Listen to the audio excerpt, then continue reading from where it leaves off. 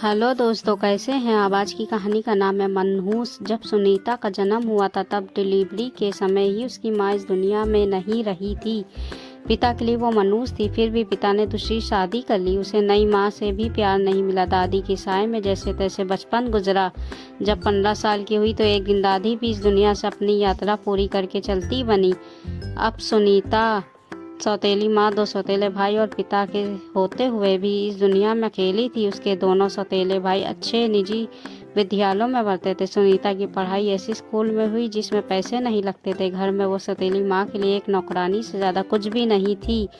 School से आने के बाद वो घर का पूरा काम करती थी। जब सौतेली माँ और पिता बेटों से प्यार कर रहे होते थे तब वो टुकुर टुकुर देखा करती थी। उसकी भी इच्छा होती थी कोई उसके सर पर हाथ फेरकर उसे दुलारे। जब वो दुखी हो तो तब कोई उससे पूछे कि तुम्हारी तबीयत ठीक है ना। उसे पढ़ने के लिए जरा भी टाइम नहीं दिया जाता था। फिर भी स्कूल में प्रथम स्थान पर आती थी, मगर सुनीता को प्रथम आने पर भी कभी घर में शाबाशी नहीं मिली। वो बहुत कम बोलती थी, इतनी कम कि कभी कभी लोग उसे गूंगी समझ लेते थे।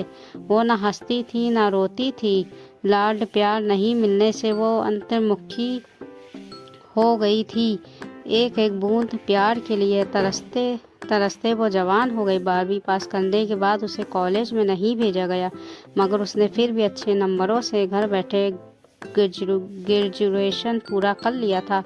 मगर जवान होने के बाद असली इम्तिहान शुरू हो गया था। सौतेली माँ उसे ऐसी जगह ब्याहना चाहती थी जहाँ पैसा जरा भी नहीं लगे।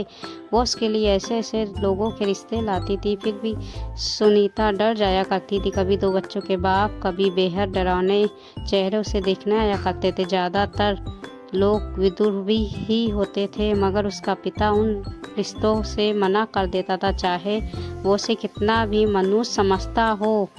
मगर थी तो वो अपनी उसकी बेटी ही। फिर एक दिन एक बाका नौजवान सुनीता को देखना आया। 6 फीट हाइट, चौड़े कंधे, सुंदर शरीर, देखने में भी वो कोई फौजी सा लगता था। लड़का बोला, मैं लड़की से बात करना चाहता हूँ। सुनीता के पिता ने अनुमति दे दी। दोनों को अलग कमरे में बैठाया दिया गया। सुनीता डरी डरी सी गर्दन झुकाए बैठी थी। लड़का बोला, सुनीता मुझे पहचानो, मैं अखिलेश हूँ। अखिलेश का नाम सुना तो सुनीता ने चेहरा उठा कर देखा, गौर से देखा तो पहचान गई। अखिलेश पड़ोसी गांव का लड़का था। वो 12वीं तक उसके साथ ही पढ़ा था, क्योंकि स्कूल दोनों गांव के बीच में स्थित था। अखिलेश उसे मन ही मन चाहता था। कभी उसने बोलकर नहीं कहा था, मगर उसकी आंखें बयां करती थी उसके दिल में सुनीता के लिए बेहंतिया चाहत है। अखिलेश बोला, स्कूल टाइम से ही तुम्हें चाहता हूँ। एक ही सपना था कि शादी करो तो तुमसे करो, वरना किसी से नहीं।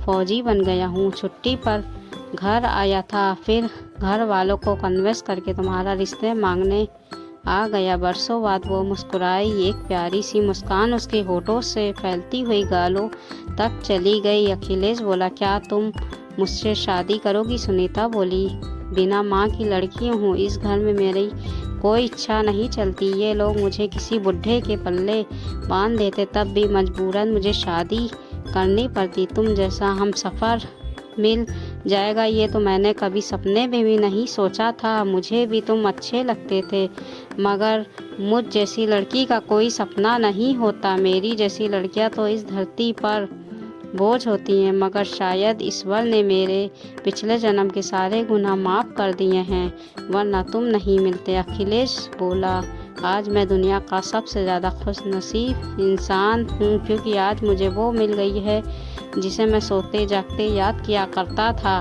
फिर उन दोनों की सगाई हो गई। 1 महीने के बाद दोनों की शादी हो गई। सुनीता ने सोचा था वो विदाई पर जरा भी नहीं रोएगी, क्योंकि इस घर में ऐसा कोई भी नहीं था कि जिसको छोड़ने का उसे दुख होता हो। जब वो विदा हो रही थी तभी उसकी सौतेली माँ दुनिया को दिखाने के लिए बेमन से उसके गले लगी। दोनों सौतेले भाई भी उसके गले लगे।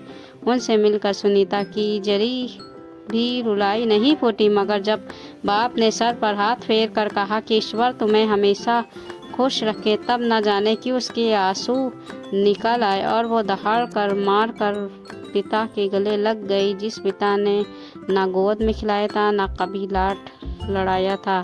ना कभी प्यार जताया था, मगर आज सर पर हाथ रखा तो वही सुनीता को सारे जहां का प्यार लगा। सुनीता ने पहली बार महसूस किया कि उसका क्या बिगड़ जाता अगर इस फूल सी बच्ची को थोड़ा सा प्यार दे देता। सुनीता विदा हो गई, मगर विधि का विधान देखी। उसके विदा होने के ही दूसरे दिन उसके पिता को लकवा मार गया।